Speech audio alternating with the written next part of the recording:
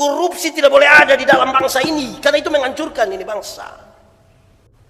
APBN Republik Indonesia itu kira-kira 3.000 triliun. 2 kasus terakhir saja sudah sampai 900 triliun.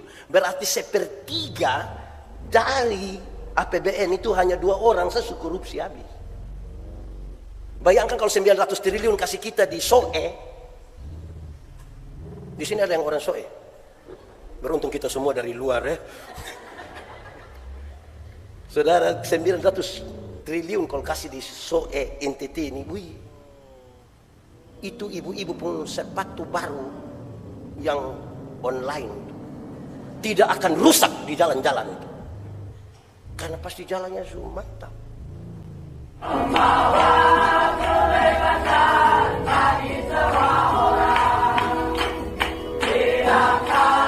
Merenungkannya dengan baik, dan selebihnya kami dimampukan untuk melakukan kehendak firman-Mu.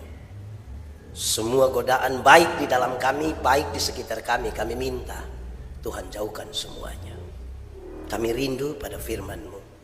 Berfirmanlah bagi kami Tuhan, di dalam nama Yesus, firman yang hidup itu kami berdoa. Amin.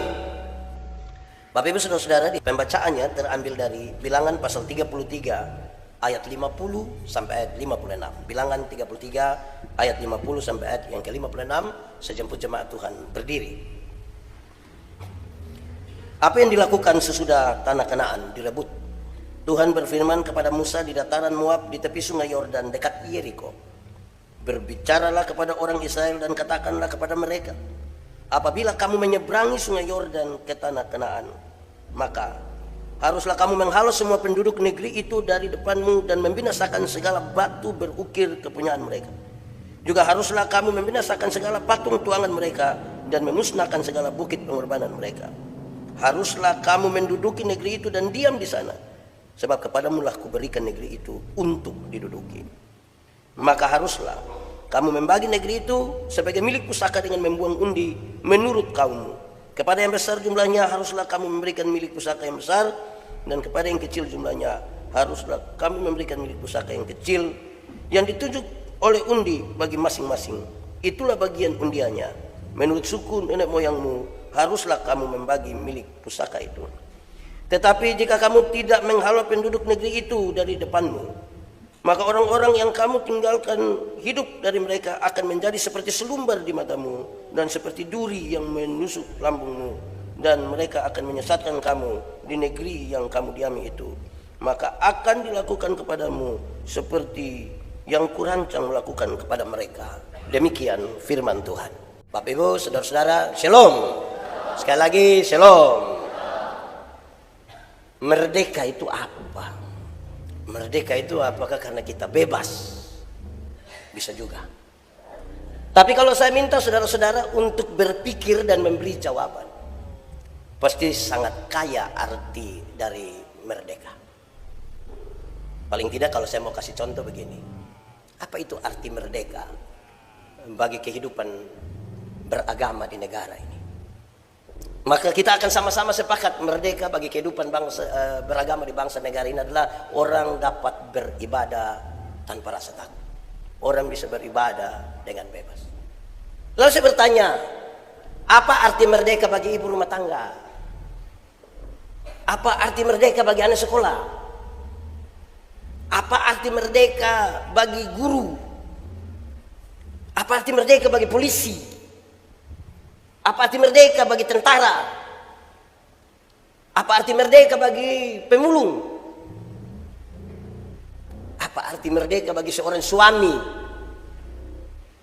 Apa arti merdeka bagi mertua? Saudara bisa membayangkan, makin banyak pertanyaan itu, kita akan menemukan banyak sekali jawaban tentang arti kemerdekaan. Masih banyak hal yang perlu kita perjuangkan. Atau dalam konteks kita hari ini, apa arti merdeka bagi pembangunan gereja ini, pembangunan Gemit Agape Kupang? Kita sudah ibadah di sini, tapi belum selesai. Menara belum selesai. Gorden belum ini. Nanti tiba-tiba angin tiup pohon di sebelah, semua langsung Jadi masih banyak yang perlu kita kerjakan. Apalagi yang belum, kok Paul? Masih banyak. Kita masih harus berjuang lagi. Amin kok? Baik, saudara-saudara, itu kalau kita sebut status, kita sebut pekerjaan. Tapi saya pernah melayani di satu tempat kira-kira 3-4 bulan lalu. Saya tidak usah sebutkan nama tempatnya. Habis ibadah, pas saya makan, terus oleh panitia datang Pak Pendeta, Wakapolres sama Kasat saya mau ketemu pendeta dulu. Terus saya bikin apa? Ketemu dulu. Pas ketemu juga Pak Waka sama Pak Kasat bilang, Pak Pendeta Yandi terima kasih. Saya bilang sama-sama, terima kasih sudah datang. Bapak Pendeta terima kasih. Saya bilang kenapa terima kasih ulang-ulang? Beliau udah bilang begini. Ada satu orang yang masuk daftar DPO pencurian kendaraan antar kota. Kami cari dia sudah lama. Dan tadi ternyata dia ikut ibadah. Terus saya tanya, jadi izin Pak Pendeta tadi kami ambil dia Pak Pendeta. Saya bilang, ini dia sebentar bebas, dia trauma beribadah ini. Kenapa dia begitu? Karena ibadah dia dapat tangkap ini. Nah, saudara bisa lihat, perspektif dari merdeka itu banyak orang akan memberi arti masing-masing. Tapi apa maknanya bagi bangsa ini dan juga bagi kita semua? Saudara-saudara, kami berdiskusi tentang kemerdekaan dan kemudian mengerucut pada dua hal yang menarik ini, yaitu satu, ada persoalan serius kalau orang lain yang berjuang dan orang lain yang mengisi kemerdekaan. Itu persoalan serius itu. Orang lain yang berjuang, orang lain yang mengisi kemerdekaan. Mungkin semangatnya berbeda. Apakah mereka yang mengisi kemerdekaan hari ini sama semangatnya dengan mereka yang berjuang? Indonesia dijajah berkali-kali oleh beberapa negara, ratusan tahun lamanya. Semangat berjuang dan semangat mengisi kemerdekaan kita masih sama atau justru beda? Kedua, hal yang serius dari sebuah kemerdekaan adalah sebelum merdeka itu kan orang berjuang.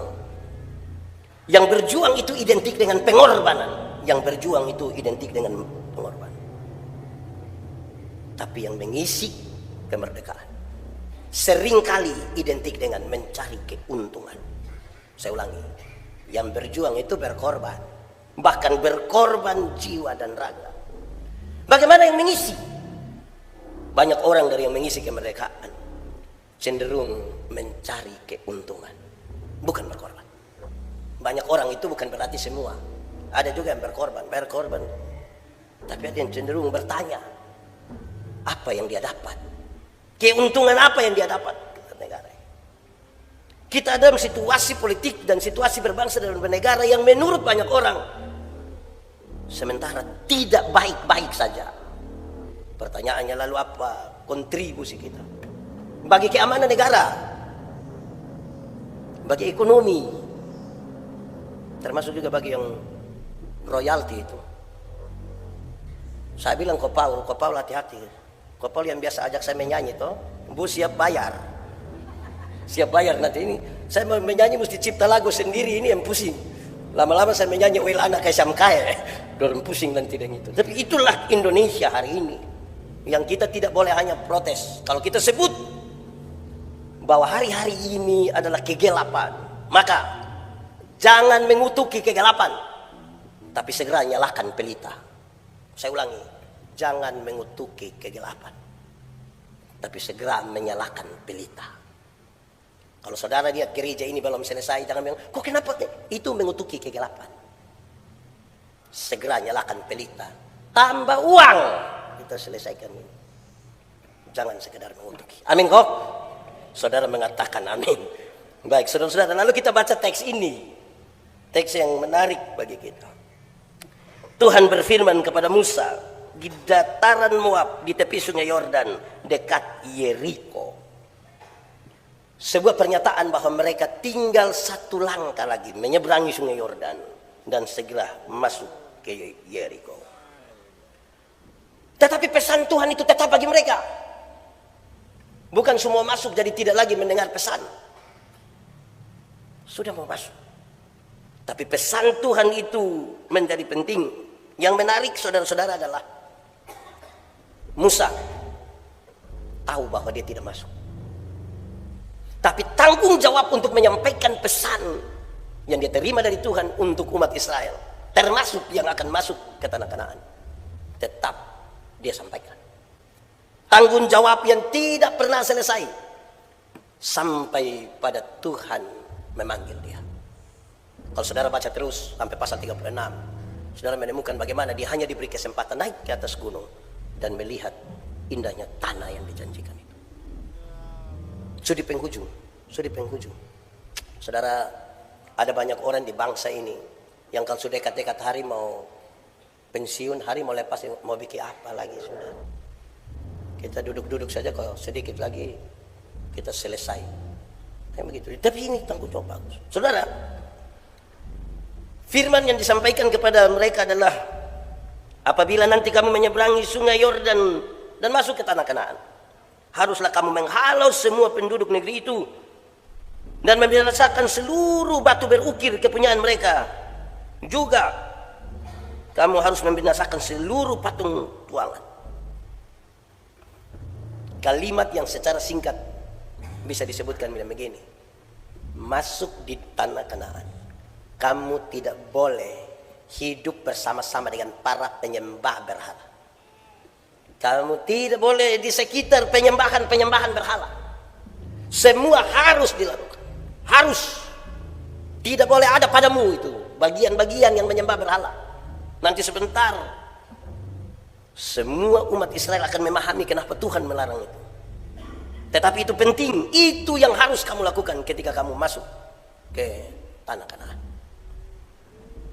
Haruslah kamu menduduki negeri itu dan diam di sana, sebab kepadamulah kuberikan negeri itu untuk diduduki.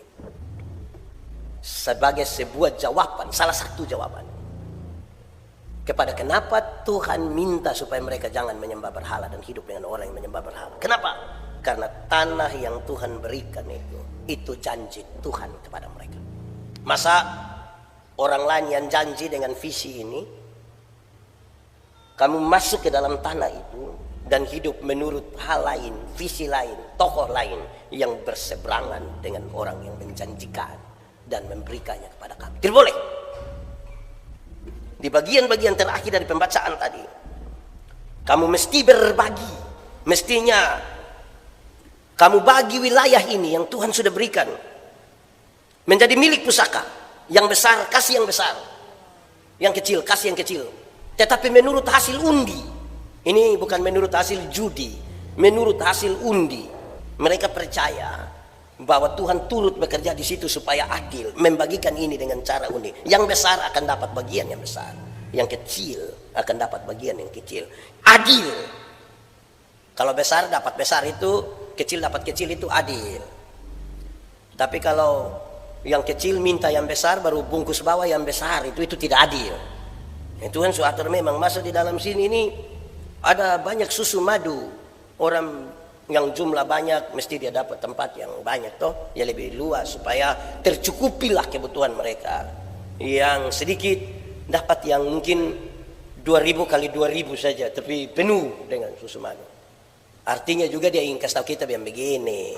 Kalau masuk di sana tuh tiap orang pun berkat ada. Jangan terlalu sibuk dengan orang lain pun berkat sampai kita lupa bahwa kita juga diberkati.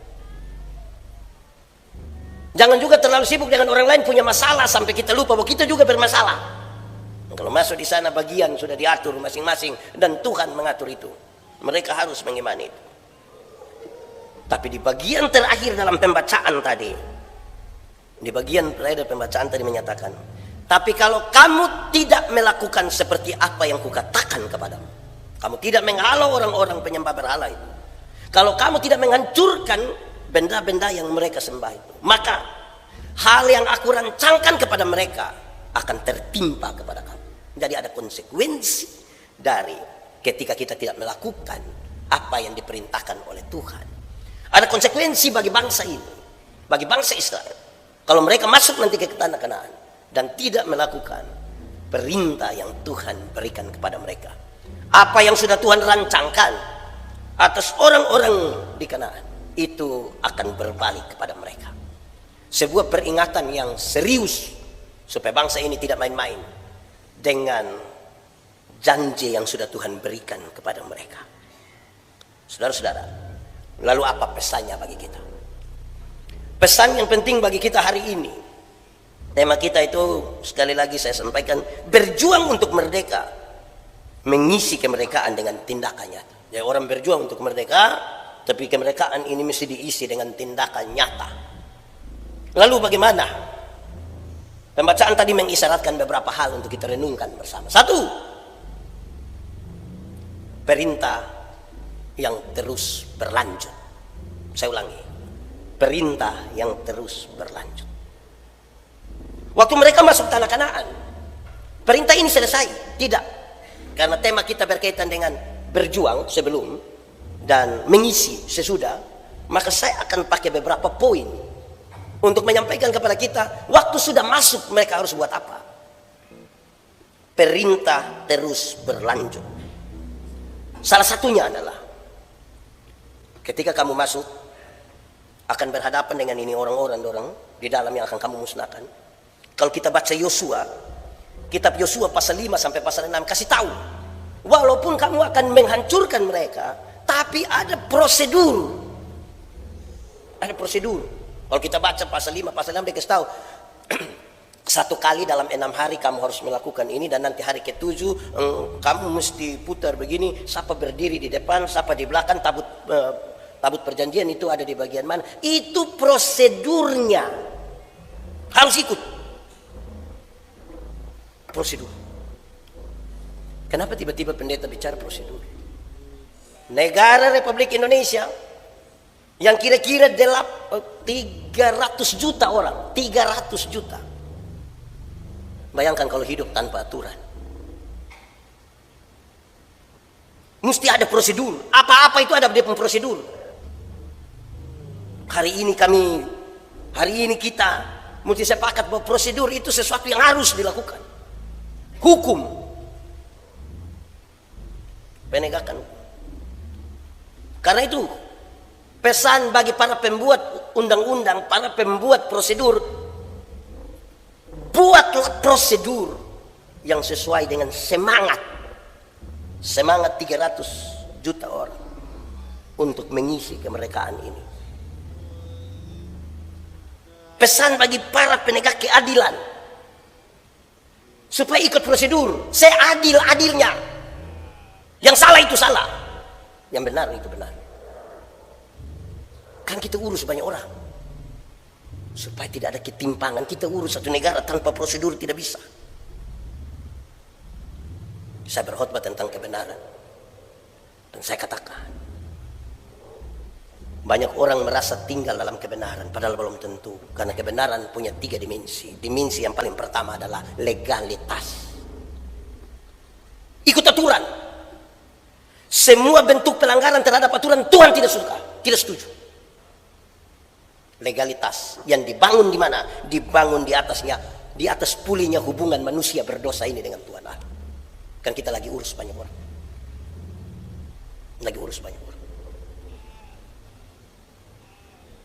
Bagaimana dengan keadaan bergereja kita? Bergereja juga mesti ikut aturan.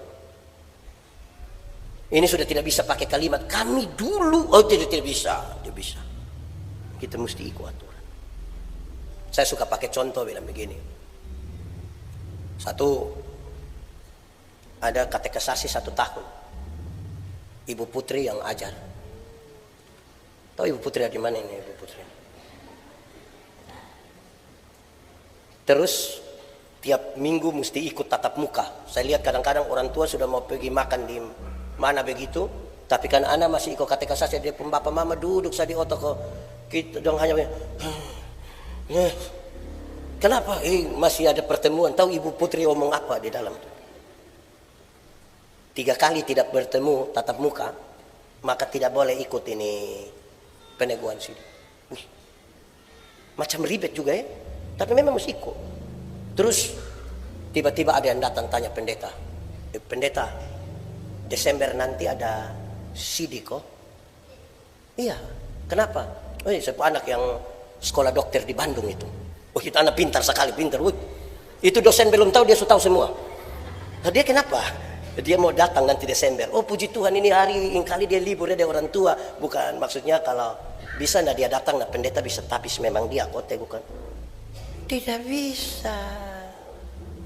Orang lain tua anak boleh ikut, dia ibu putri 1 tahun ini baru ini datang dan datang langsung. Coba adilnya di mana? Adil di mana? Di sana dia ada katekesasi. Tidak tuh. Katekesasi bila perlu kasih naik 3 tahun. Tiap hari dengar firman Tuhan baik kok tidak coba. Daripada tiap hari dengar gosip baru teruskan lagi di grup majelis lagi. Ikut saja. Amin kok tidak. Saya membayangkan belum pernah ada rapat majelis jemaat untuk membunuh jemaat, itu belum pernah ada. Semua untuk kebaikan. Ikut saja. Ikut aturan saja. Paling mantap ikut. Paling bagus. Mesti ada prosedur yang kita bangun di atas pulihnya hubungan manusia berdosa dengan Tuhan. Atau yang kedua saya bisa bilang begini. Kita naik motor. Pakai helm, SIM ada, STNK ada, lampu-lampu ada, kaca spion ada. Operasi lalu lintas di katedral. Berani masuk atau tidak? Berani. Coba kalau SIM tidak ada, STNK tidak ada, lampu-lampu tidak ada, kaca spion tidak ada. Operasi di situ berani pi? Berani kok tidak? Kenapa tidak berani? Kan kita pohon polisi toh. Kita akan cari jalan lain, jalan tikus, jalan kerbau, jalan macam-macam itu jalan kalau tidak ikut aturan itu. Tapi kalau kita ada pakai baik-baik, helm ada, SIM ada, STNK ada, lampu-lampu ada, operasi lalu lintas di katedral kita masuk. Sampai sana polisi tidak tahan, putar kembali. Polisi tanya, kenapa putar kembali? Pak, tolong periksa saya, tolong.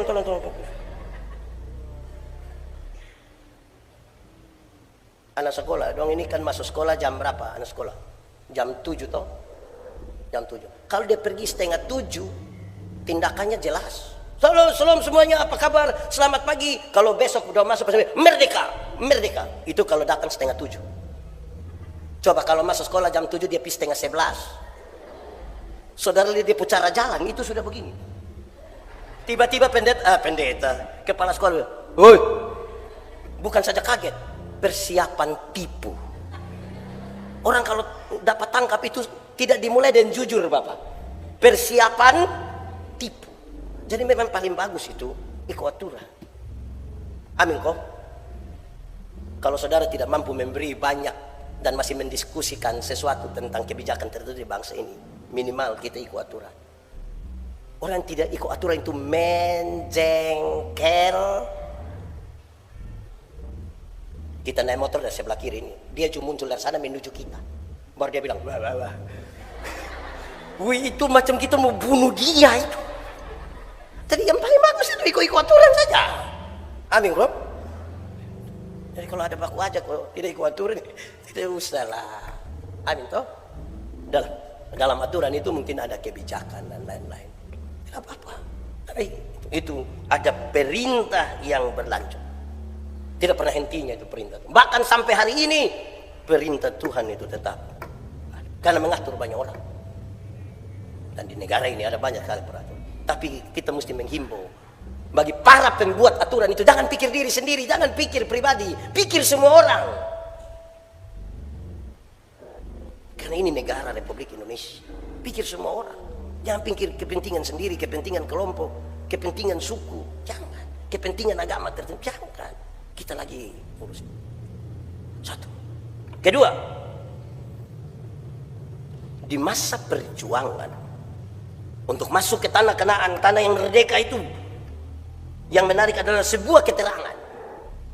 Ada keterangan tentang pesimisnya mayoritas dari pengintai-pengintai. Ada orang berjuang ini, ada orang berjuang. Terus tinggal selangkah lagi masuk ke tanah itu. Maka diutuslah 12 pengintai. Yang menarik adalah mereka melihat sebuah keadaan yang sama. Laporannya sama tentang situasi di situ. Tetapi sayang, mayoritas dari para pengintai sangat pesimis. Sangat pesimis. Ada 12 orang melihat keadaan yang sama. 10 orang pesimis, tidak mungkin kita menang. Hanya 2 orang yang optimis. Hanya 2 orang yang optimis. Apa pesannya bagi kita, saudara? Di bilangan 13 itu persiapan mereka masuk. Apa pesannya bagi kita? Banyak orang sudah pesimis dengan bangsa ini. Banyak orang. Tapi hendaklah kita jangan menjadi salah satu dari orang banyak yang pesimis terhadap bangsa ini. Amin. Mesti optimis. Mesti optimis bagi bangsa ini. Kenapa? 10 orang yang pesimis itu tidak pantas masuk ke tanah Kanaan. Hanya 2 orang yang diberi kesempatan masuk. Masalah di bangsa ini banyak. Betul banyak. Tapi mesti optimis. Masalah di keluarga juga banyak. Tapi mesti optimis. Masalah dalam jemaat ini banyak. Tapi mesti optimis. Dan pesimis. Kan kita lagi mengisi sebuah kemerdekaan. Tanpa optimisme tidak bisa. Tapi optimisme itu mesti dibangun di atas prosedur. Saudara, waktu bangun ini gereja, kan jemaat mari kita sama-sama kita membangun. Jemaat optimis. Waktu optimis itu terakhir harus diatur. Tolong kalau mau kasih apa-apa, tolong hubungi nomor ini, Pak David, dan nomor ini, Pak Iwan kalau tidak salah. Ada juga Budi dan Wati, tapi nomor itu tidak dikasih. Hanya Iwan dengan. Kenapa? Karena jangan sampai tidak diatur semua sumbangan dalam rupa semen. Saudara bayangkan kalau semua sumbangan itu dalam rupa semen, maka pasti tempat duduknya dari semen, videotronnya juga dari semen. Saudara tinggal datang gambar, sound systemnya juga dari semen, dan Alkitab ini akan terbuat dari. Mengerikan juga kalau semua semen. Mesti diatur, optimisme yang teratur. Ini saya pergi ke banyak tempat di seluruh Indonesia. Tuan tanya saya, Pendeta Yandi, yo, biasa minum kopi? Ya. Kopi pahit. Kenapa kopi pahit? Ya, karena hidup sudah cukup manis. Atau yang kedua memang sudah lebih pahit dari itu kopi, ya kita tidak rasa lagi. Terus orang tanya, biasa minum 1 hari berapa gelas? Saya bilang 2, pagi 1, sore 1. Di rumah. Kalau di luar rumah, lebih dong.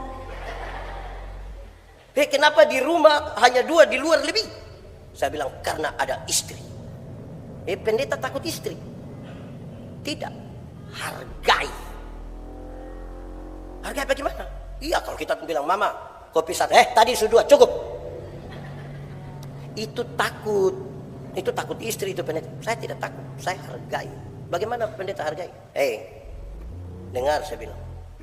Kalau nanti saya sakit karena minum kopi, itu ibu-ibu yang banyak-banyak minta foto dan saya itu tidak akan urus saya. Ini ibu ini yang urus. Saya bilang, cukup. Itu dia yang urus. Kalau nanti saya mati, itu banyak-banyak minta foto dengan saya itu. Orang paling-paling hanya muat kita pu foto, tulis bilang, RIP pernah bersama-sama dengan Pendeta Yandi. Terus dia pakai emoticon yang begitu. Sementara yang akan lanjut kredit itu saya pu istri. Itu ibu nanti. Amin kok. Optimisme itu betul, tapi betul mesti diatur. Amin kok. Masih optimis kok tidak jemaat agape ini? Yakin kalau menara akan selesai bulan depan? Optimis sedikit. Sebentar sampai mau kasih gorden duluan tutup ini nih. Gorden, bangku mesti tambah. Mesti. Supaya dia satu toh. Wih, ini terlalu bagus ini barang, terlalu bagus. Tambah dong. Masa ragu-ragu? Sujalan terlalu jauh. Tuhan bawa bangsa ini sudah dekat di itu Yeriko. Tinggal mau masuk ini. Masa Tuhan mau kasih setengah doang? Tidak. Mas, tapi ini orang dong ini kalau lepas saja bermasalah. Jadi ingat. Kami tetap bangun optimisme, tapi mari ingat sama-sama. Kasih ingatlah, ada kelompok yang besar, ada kelompok yang kecil, tapi kita sama-sama membangun optimisme. Itu serius, saudara. Untuk mengisi kemerdekaan harus optimis. Bagi diri, bagi keluarga, bagi gereja. Kalau optimisme itu ada bagi ini 3 hal saja, dengan sendirinya bangsa ini maju. Optimisme. Ketiga, yang menarik, saya pakai kisah ini untuk melihat kemerdekaan. Jadi kemerdekaan, perjuangan saya pakai. Kalau kita baca dari Yosua pasal 7, dong masuk di tanah Kanaan. Sudah menghancurkan. Bahkan ini barang-barang emas dong yang dapat ini diserahkan. Tapi ada satu orang yang dia pun nama Akan. Di Yosua pasal 7. Akan itu mencuri emas dengan beberapa barang-barang lain. Isi kemerdekaan dengan mencuri, kita bikin rusak ini negara.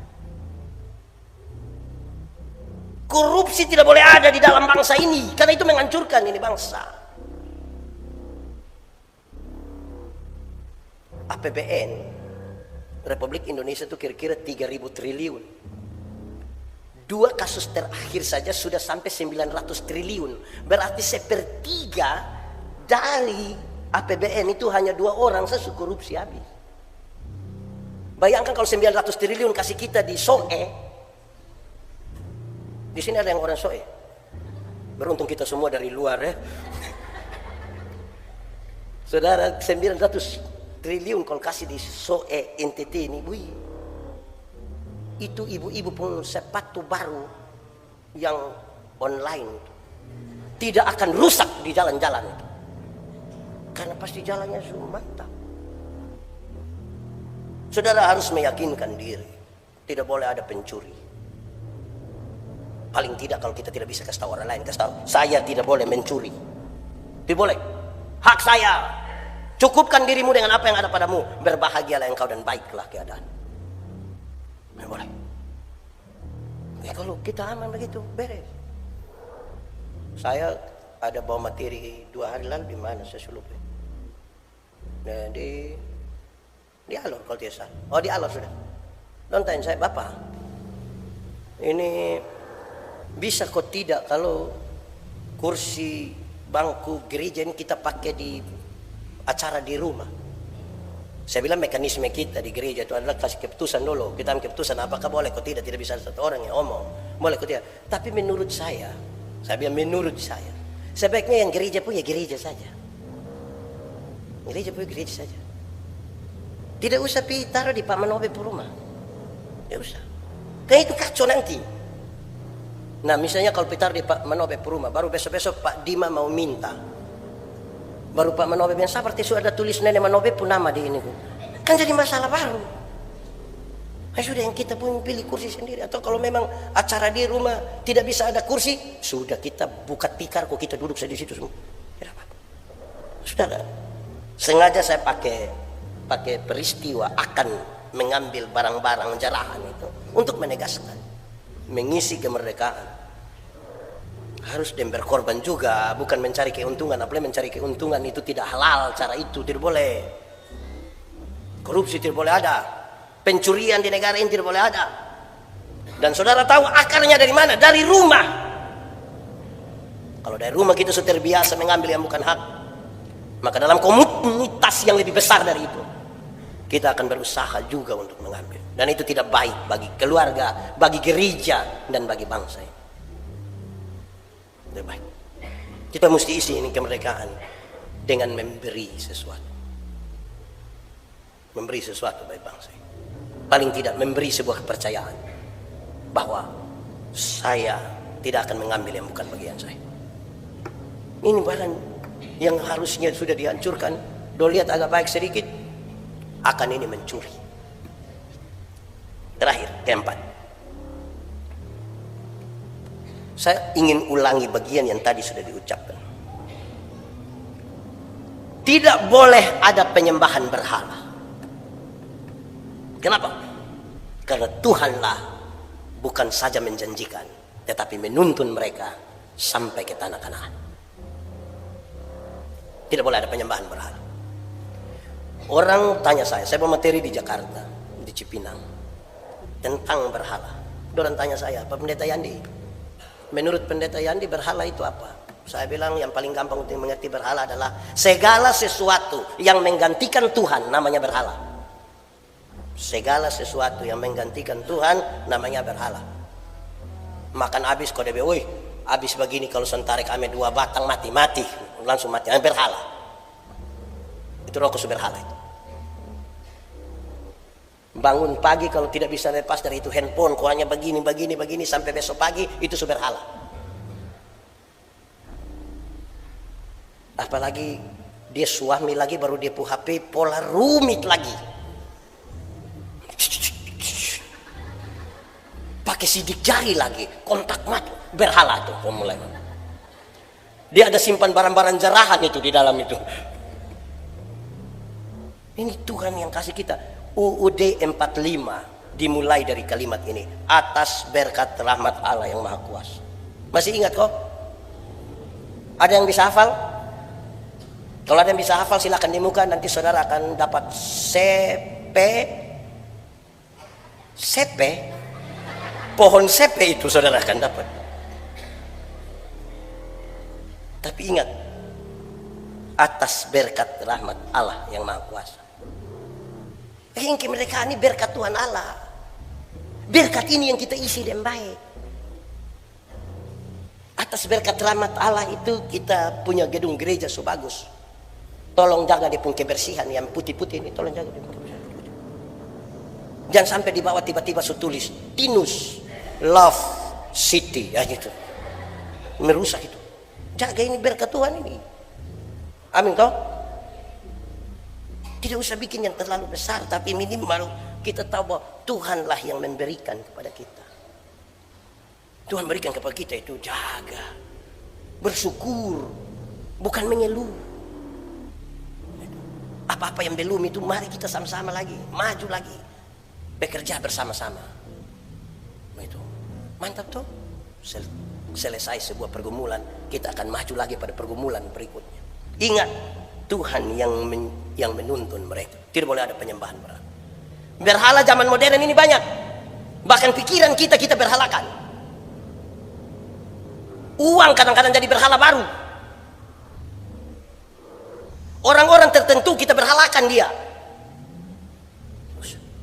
Tidak boleh ada penyembahan berhala. Apa saja yang menggantikan Tuhan itu berhala. Pak Pendeta omong uang berhala, macam Pak Pendeta tidak butuh uang. Saya juga sangat butuh uang.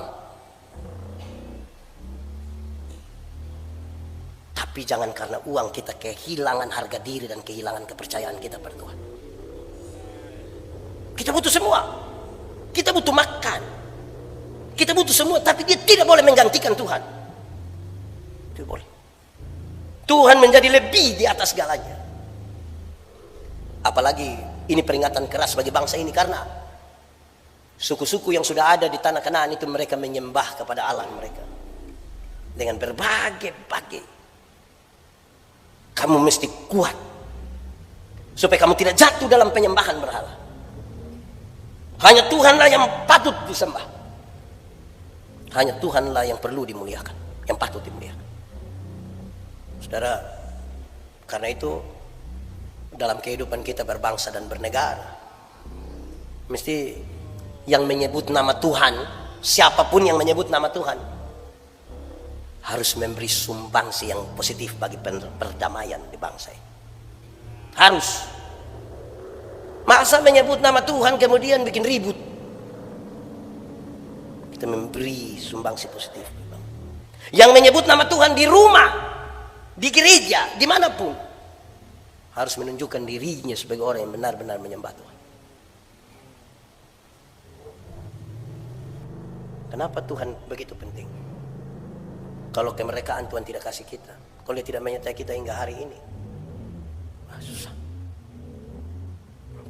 Saya ingat ketika satu hari Pak Yoas tulis kalimat ini. Di Indonesia orang-orang Kristen itu sekarang kalau ditanya, apa kabar? Ada banyak orang akan bilang, luar biasa. Terus beliau lanjutkan begini, luar biasa hari ini saja atau tiap hari luar biasa? Orang bilang, tiap hari luar biasa. Terus beliau bilang begini, kalau sudah tiap hari luar biasa berarti ya biasa-biasa saja. Karena tiap hari luar biasa. Saya pikir betul waktu kita baru menikah pertama kali itu kan luar biasa tuh. Kita lihat ada separuh ini mau makan saja, dia istri pakai mari berdoa, ambil istri tangan cium. Hari pertama itu luar biasa. Mulai masuk habis yang bulan madu itu, so tinggal dia bulan yang madu so habis itu. Itu istri so tidak siap, dia bilang, ini sayang, ayang, kopi so ada. Itu dia hanya bilang, so ada di situ. Kembali so biasa-biasa. Terus beliau menulis lanjutnya begini, jangan abaikan hal-hal yang biasa ya. Contoh, kita punya denyutan nadi itu kan, tahu ini dokter Roy yang tahu mah, tahu Pak ada berapa kok ibu dokter ada 100 kok berapa. Dia pun denyutan yang begini, 1 menit ada berapa kali ya Pak dokter ada berapa gitu. Nah bayangkan kalau kita bangun tiba-tiba terjadi sesuatu yang luar biasa. Dia denyut 1 kali, as dia diam barang 2 menit. Dia bilang tek, as dia diam sudah menit dia tek tek. Dia diam lagi dia tek tek tek tek. Nyeri Bapak kita pun hidup ini. Jadi saudara jangan hanya berpikir yang luar biasa tanpa berpikir juga bahwa yang biasa-biasa itu juga ada Tuhan di situ. Kemerdekaan ini luar biasa. Bayangkan perang pakai bambu runcing ini. Bambu runcing ini. Lawan meriam, bukan meriam bambu, ini meriam yang menang itu, saudara bisa bayangkan. Wih Tuhan terlalu luar biasa ya, pakai kita pun berjuang. Perang pakai bambu runcing, lawan meriam, dum. Tapi Tuhan kasih kemerdekaan. Perang melawan upaya pecah belah bangsa ini, upaya adu domba terhadap bangsa ini terlalu besar. Dia punya istilah apalah yang pakai, yang itu bahasa di luar sana apa? Divide. Saudara tidak tahu. Dulu saudara sekolah di Tiongkok sana tidak tahu ini. Upaya adu domba itu terlalu besar, tapi perjuangan yang hati yang sama kita tahu. Kalau Tuhan mau bekerja itu tidak ada yang mustahil. Toh melawan orang yang punya fasilitas lebih bagus, melawan orang yang berusaha untuk memecah belah. Tapi kalau Tuhan berkenan untuk sesuatu menjadi baik dan merdeka, tidak ada yang mustahil di dalam nama Tuhan. Tuhan memberkati kita. Mari kita tunduk kepala di hadapan Tuhan. Kalau kamu dengar suaranya, jangan keraskan hatimu. Minta Roh Kudus lembutkan setiap hati yang keras. Ambil komitmen dan berdoa kepada Tuhan hari ini.